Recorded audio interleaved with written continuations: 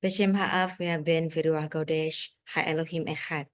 Di dalam nama Bapa dan Putra dan Roh Kudus, Allah yang Esa. Amin. Selamat pagi, kita meneruskan untuk mempelajari Gematria Ibrani, simbol dan signifikansi angka 7 di dalam Alkitab. 7 adalah simbol pengampunan. penyelesaian dan keselamatan. Angka 7, bahasa Ibraninya sheva atau shiv'a. Menarik bahwa kata Ibrani sheva berasal dari kata shava, artinya bersumpah atau to swear, to take an oath. Siapakah pihak yang pernah bersumpah pertama kali? Dia adalah Allah sendiri. Di manakah Allah bersumpah? Yaitu pada peristiwa Kain membunuh Habel. Perhatikan, Alkitab jika kita baca dalam bahasa asli Ibrani, dalam filsafat Ibrani, sangat indah sekali. Karena teks suci Alkitab tidak hanya berfilsafat melalui kata-kata dan kalimat, tetapi teks Ibrani Alkitab dalam filsafat Ibrani juga berpikir dalam gugusan-gugusan hurufnya. Keunggulan ini tidak akan Anda temui dalam filsafat barat manapun yang banyak dipakai banyak orang di dunia sebagai simbol taraf yang menunjukkan intelektualitasnya. Biasanya kalau orang sudah ngutip perkataan Plato, Socrates, mereka menandakan bahwa mereka orang pinter. Dalam bahasan ini saya akan menjelaskan keindahan filsafat Ibrani sebagai filsafat timur yang luar biasa indah, yang menyentuh dan ramah. Angka 7 adalah sumpah Allah untuk pengampunan. Ini terdapat dalam pengadilan Allah bagi Kain. Ketika Allah bertanya, "Di mana Habel adikmu?" Di sini kita mendapati gambaran penuh tentang pengadilan dan penghukuman terhadap si pembunuh yang pertama. Karena pengadilan masyarakat belum ditegakkan untuk perkara pembunuhan. Seperti yang terjadi sesudahnya, yaitu yang ditulis dalam Kejadian 9 ayat 6. Maka di generasi manusia yang pertama, dalam Kejadian pasal 4, Allah sendirilah yang bertindak sebagai hakim, sebab Dia adalah Allah yang berhak mengadakan pembalasan dan yang pasti akan mengadakan tuntutan bagi darah. Kejadian 4 ayat 9. Firman Tuhan kepada Kain, "Di mana Habel adikmu itu?" Jawabnya, "Aku tidak tahu. Apakah aku penjaga adikku?" Vayomer Adonai el Kain, Hevel achicha. Vayomer lo yadati. Hasyomer achi anohi. Di sini ada dakwaan kepada Kain, yaitu firman Tuhan kepada Kain. Hevel achicha. Di mana Habel adikmu? Maka pertanyaan itu ditanggapi dengan pembelaan Kain. Aku tidak tahu. Apakah aku penjaga adikku? Lo yadaiti. Hasyomer achi anohi. Di sini Kain membela diri sebagai rasa tidak bersalah. Dengan demikian, sebenarnya Kain sedang menambah dosanya dengan pemberontakan. Yang pertama, Kain berusaha menutup-nutupi dosa pembunuhan yang disengaja dengan dusta yang disengaja. Aku tidak tahu. Lo yadaiti. Padahal ia tahu betul apa yang sudah terjadi dengan Habel. Namun dengan kurang ajar, dia berani menyangkalnya. Dengan demikian, dalam diri Kain, iblis sudah menjadi teman baik bagi dirinya. Sama-sama sebagai pendusta. Yang kedua, Kain sangat kurang ajar. Dia balik menuduh hakimnya yang bodoh dan tidak adil dengan mengajukan pertanyaan kepadanya. Apakah aku penjaga adikku? Hasyomer ahi anohi. Seharusnya seseorang yang bersalah, ia merendahkan dirinya sendiri dengan mengakui kesalahannya. Tetapi ia menampar wajah Allah sendiri seolah-olah Allah menanyakan pertanyaan yang bodoh. Apakah aku penjaga adikku? Lalu Allah menunjukkan kebersalahan Kain dengan memberi pernyataan. Ayat 10. Firman-Nya, "Apakah yang kau berbuat ini? Darah adikmu itu berteriak kepadaku dari tanah." Vayomer, "Me ashita, kol de me achicha, su'achim elai, min ha'adama." Di sini sang hakim, yaitu Allah, menolak pembelaan Kain sebagai dusta. Ia menegur Kain, "Apakah yang kau berbuat ini?" Allah memberikan bukti yang tidak bisa dibantah, yaitu darah adikmu berteriak. Kol deme achicha soakim. Pembunuhan adalah dosa yang berteriak. Tidak ada dosa lain yang berteriak lebih keras. Darah menuntut darah. Darah yang di dalam kematiannya, darah yang dibunuh menuntut darah si pembunuh. Darah itu berteriak. untuk menuntutkan balas. Dalam ayat ini, Allah berbicara seolah-olah darah itu sebagai saksi sekaligus penuntut. Karena pengetahuan Allah sendiri bersaksi melawannya dan keadilan Allah sendiri menuntut kejahatan yang telah dilakukan oleh Kain, kata darah dalam bahasa Ibrani ini dalam bentuk plural. Demei akhiha, darah-darah dari adikmu. Ini memberitahukan kepada kita bahwa pembunuhan kepada satu orang tidak berarti membunuh orang itu saja. Seseorang yang membunuh saudaranya, dia termasuk membunuh kemungkinan keturunan-keturunan dari orang itu. Sehingga dituliskan dengan kata plural. Kol demei akhiha, darah-darah dari adikmu. Dan setiap dosa mengakibatkan kutuk kepada tanah. Dan dalam hari ini juga, hukuman kepada Kain adalah kutuk kepada tanah yang dikerjakan oleh Kain. Ayat 11. Maka sekarang terkutuklah engkau terbuang jauh dari tanah yang mengangangkan mulutnya untuk menerima darah adikmu dari tanganmu. Apabila engkau mengusahakan tanah itu, maka tanah itu tidak akan memberikan hasil sepenuhnya kepadamu. Engkau akan menjadi seorang pelarian dan pengembara di bumi. Di sini Kain dikutuk dipisahkan untuk segala kejahatan. Dan setiap pekerjaan Kain untuk tanah yang dikerjakannya, maka tanah itu tidak akan menghasilkan hal yang baik. Kemudian Kain mengajukan pledoi. Ia mengeluh kepada hukuman yang dijatuhkan atasnya. Bahwa hukumannya itu adalah hukuman yang keras dan kejam. Ayat 13. Kata Kain kepada Tuhan, hukumanku itu lebih besar daripada yang dapat kutanggung.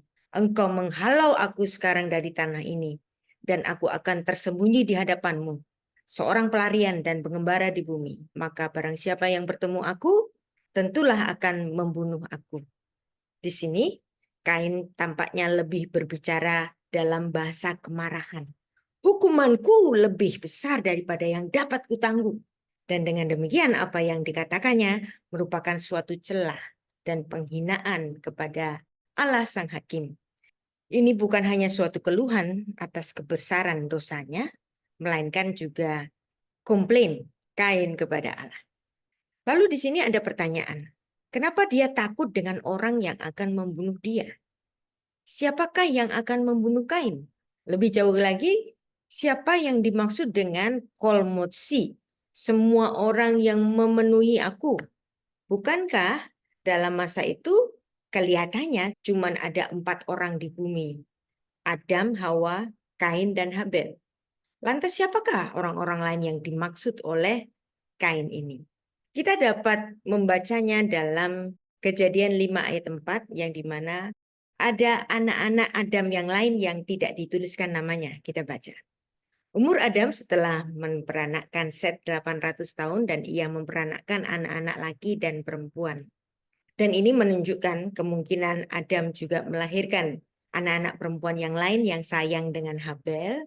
Dan karena Alkitab ditulis dalam budaya patriarki, maka nama-nama dari anak-anak perempuan dari Adam tidak dituliskan.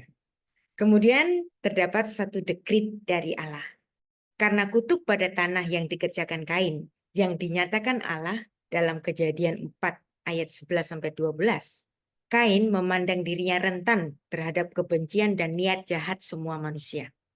Semua orang yang bertemu aku, mereka akan membunuh aku. Namun Allah menjawab dalam ayat 15. Firman Allah kepadanya, sekali-kali tidak. Barang siapa yang membunuh Kain akan dibebaskan kepadanya 7 kali lipat. Kemudian Allah menaruh tanda pada Kain supaya ia jangan dibunuh oleh barang siapapun yang bertemu dengan dia. Allah memandang penting berkat keturunan pada manusia ciptaannya, termasuk keturunan Kain. Maka Kain dilindungi Allah agar tidak terjadi pembunuhan-pembunuhan selanjutnya. Kain mencuci tangannya dari Habel, tetapi Allah tidak mencuci tangannya dari Kain. Hukuman pembuangan tetap harus dijalankan kepada Kain, tapi Kain tetap dilindungi dengan suatu tanda, agar dia jangan dibunuh oleh orang-orang lain yang menyayangi Habel.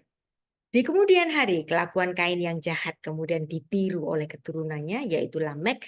Dekrit Allah tentang pembalasan 7 kali pada orang yang melukai Kain dikembangkan oleh Lamek untuk pembenaran kejahatannya. Kejadian 4 ayat 23, berkatalah Lamek kepada kedua istrinya itu, Ada dan Sila, dengarkanlah suaraku, hai istri-istri Lamek. Pasang telingamu kepada perkataanku ini. Aku telah membunuh seorang laki-laki karena ia melukai aku, membunuh seorang lelaki muda karena ia memukul aku sampai bengkak. Sebab jika Kain harus dibalaskan 7 kali lipat, maka Lamek 70 kali lipat. Kelakuan Kain yang jahat kemudian ditiru oleh keturunannya, yaitu Lamek.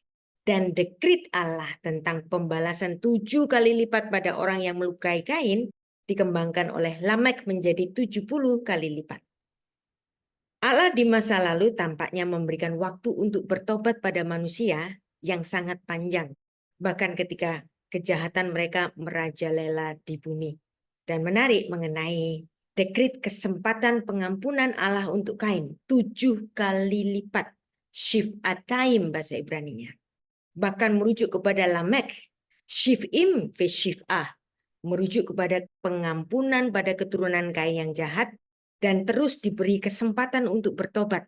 Dan harus kita mengerti, angka 7 dalam bahasa Ibrani adalah sheva atau shif'ah, yang berasal dari kata kerja syafa, artinya bersumpah, to swear, to take an oath.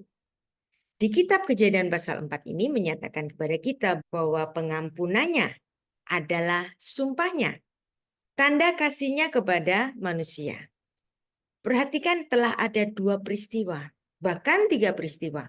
Kesalahan yang dibuat oleh manusia, pemberesnya adalah Allah sendiri.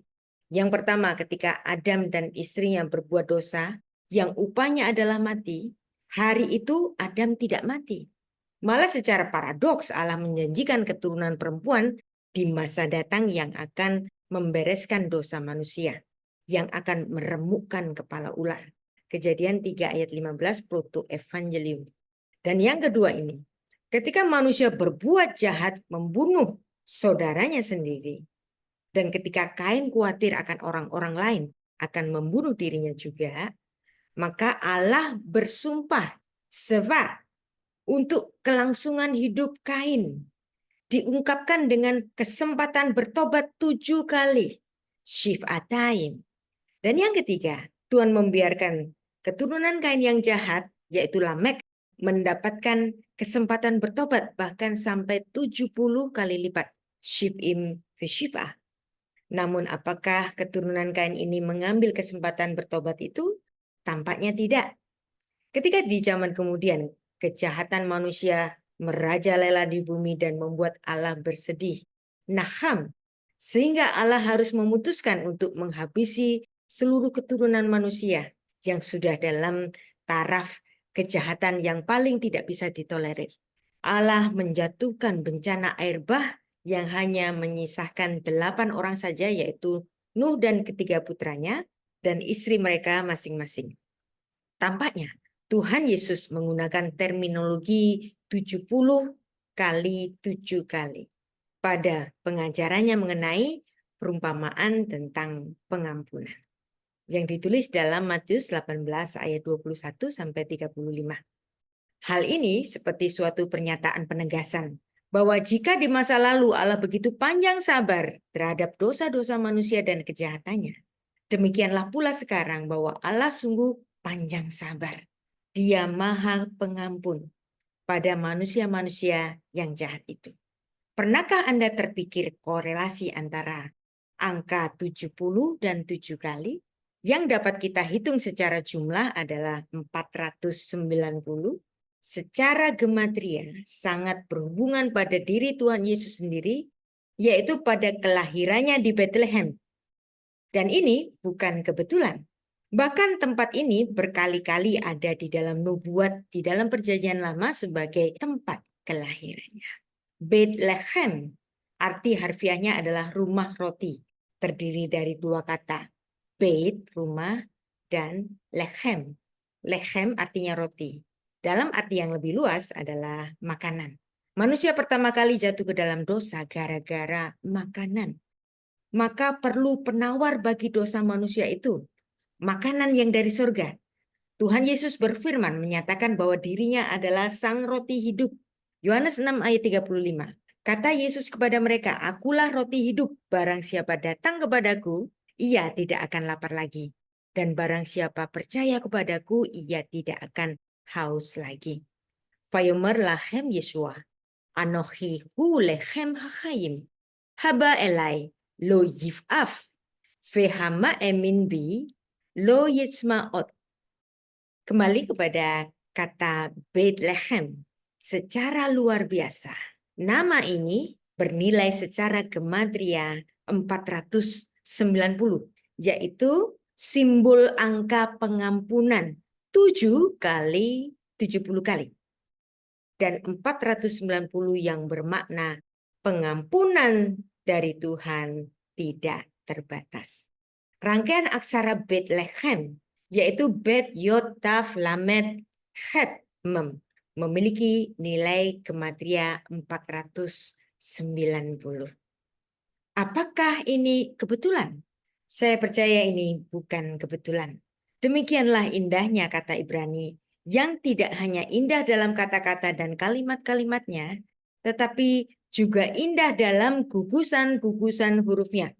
Meskipun Alkitab Perjanjian Baru ditulis dalam bahasa Yunani, namun Anda harus ingat bahwa para penulisnya adalah orang-orang Yahudi yang berpikiran Semitik, yang kental dengan filsafat Ibrani.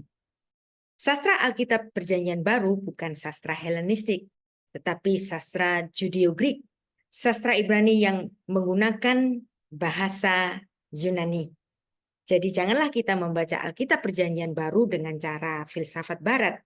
Ada banyak keindahan sastra Ibrani.